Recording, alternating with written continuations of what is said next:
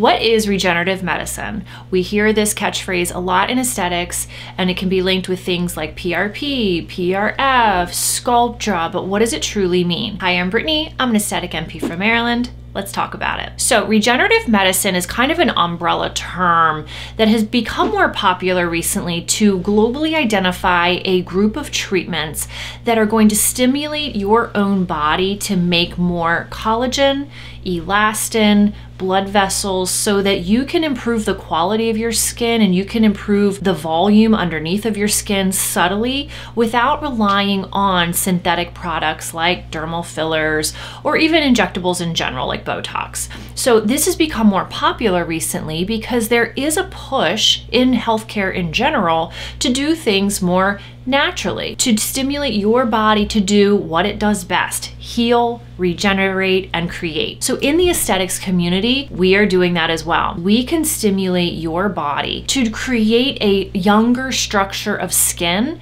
and underlying structures beneath the skin surface that help you to look a little bit more younger, a little bit more youthful, have a little bit more glow, and maybe have your skin resemble what it looked like perhaps 5 or 10 years ago. So if you think of your skin as a house, right? And with age, the house is getting some cracks in the foundation, or the windows are getting a little worse for wear. Instead of just painting over that like makeup does, or even some injectables can do, what we're doing is we're fixing the actual problem from the inside out. We're replacing the 2x4s, we're fixing the foundation. So what does that mean for aesthetics? It means that we can use tools like PRP or PRF, exosomes, growth factors, things like Sculptra or hyperdilute radiesse, energy treatments like RF microneedling or lasers to stimulate your body to do its own work. And why would we want that? Well, we want improved outcomes with your skin health, your skin quality, and the volume underneath of the skin.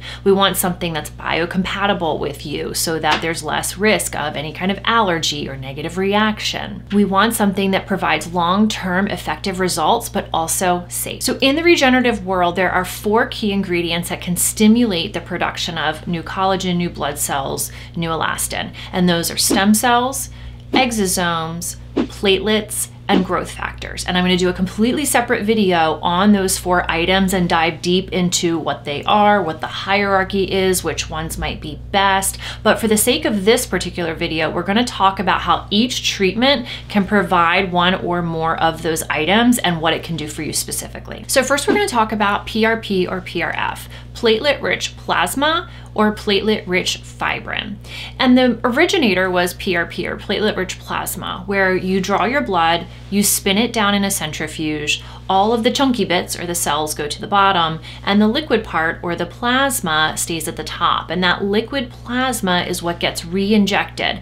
Now it can be injected into joints, wounds for wound healing, but aesthetics has also jumped on that bandwagon, and it can be used for under eye rejuvenation. It can be done on top of open wounds like microneedling or lasering for faster healing. So platelets contain a ton of growth factors and cytokines, and I will list them here.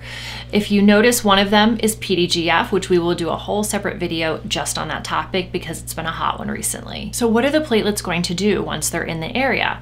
Well, they're going to release growth factors and cytokines. They're going to say, hey guys, we need to heal. They're going to create new blood vessels. They're going to attract fibroblasts, which are responsible for building collagen. They're going to attract stem cells for regenerative healing, and they're going to promote cell growth, cell survival, and collagen production. Platelets are also going to send signals out to the local stem cells that are residing in the skin or the hair follicles and say, hey guys, come on here, we need to heal and we need to rebuild. So if you think of platelets as just little messenger cells that say, hey, immune system, come to the area, build new, let's repair, and let's be better because of it. Now that's PRP. Now what's the difference between PRP and PRF, which is platelet-rich fibrin? So PRF is going to be spun a little bit slower, so it's going to provide a little bit more of that scaffolding, that volume, and it's going to allow for a slower release of the platelets and all of those regenerative cells. So they're going to stay in the area that they were intended for longer. The fibrin scaffolding part of it provides almost like a mesh or a subtle volume. So if you hear about people people who get PRF under the eyes. PRF would be a little bit more ideal if a little bit of volume is your intended goal. PRP would be more ideal if we're not looking for volume, we're just wanting that tissue regeneration. It's important to know that PRP and PRF have been around the longest and have the most studies to validate the effectiveness out of all of the regenerative treatments that we're going to discuss. Next, we're going to talk about exosomes. So exosomes are not actually a cell. They are just a messenger packet, if you will, that come from stem cells. So typically in aesthetics, when you're talking about stem cells, you're talking about mesenchymal stem cells or mesenchymal stromal cells or MSCs. And within those, you have these little information packets that get released out into the body. So the stem cells don't actually have to go and turn into different cells in the body. They can just send these exosomes out to do the work for them. So you can loosely kind of think of it as the stem cell is the Amazon distribution center and the exosome is the Amazon truck driver. It's just delivering the package to you. So what do exosomes do? Well, they're incredible at reducing inflammation. They, again, will stimulate fibroblast activity, which will stimulate collagen and elastin production. They're also going to stimulate angiogenesis, which just means new blood vessel formation, which means improved blood flow, more oxygen to an area, better healing capabilities. And they're also going to regulate melanocytes. Melanocytes being the cells in the skin that produce pigment. So this is going to become important for people who have hyperpigmentation, melasma, pigmentation disorders. So in aesthetics, we do notice some faster wound healing and improved texture when using exosomes with microneedling. And some early studies are showing at least comparable, if not better, results with exosomes after microneedling or lasering versus PRP alone.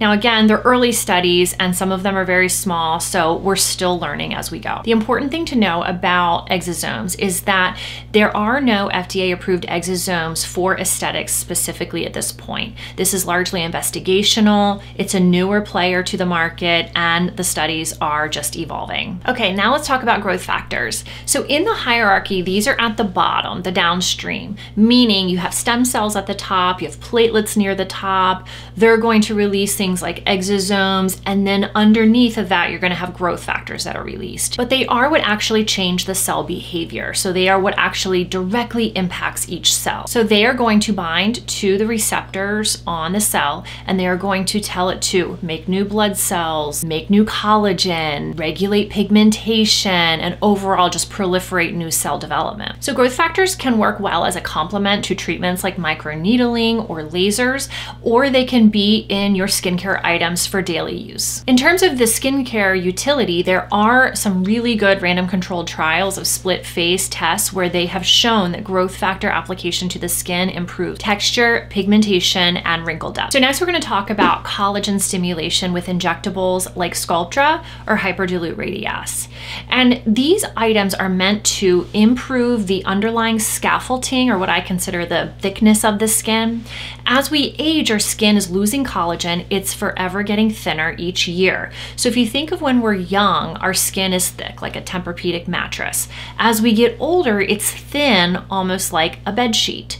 Now, a bed sheet draped over bones and resorbing fat pads can have an uneven texture. So if you can thicken that back up a little bit to be more like a down comforter, if you will, you're going to have softening of all of those contours. You're going to have softer transition zones between the cheeks and the temples, or the cheeks and the preauricular region.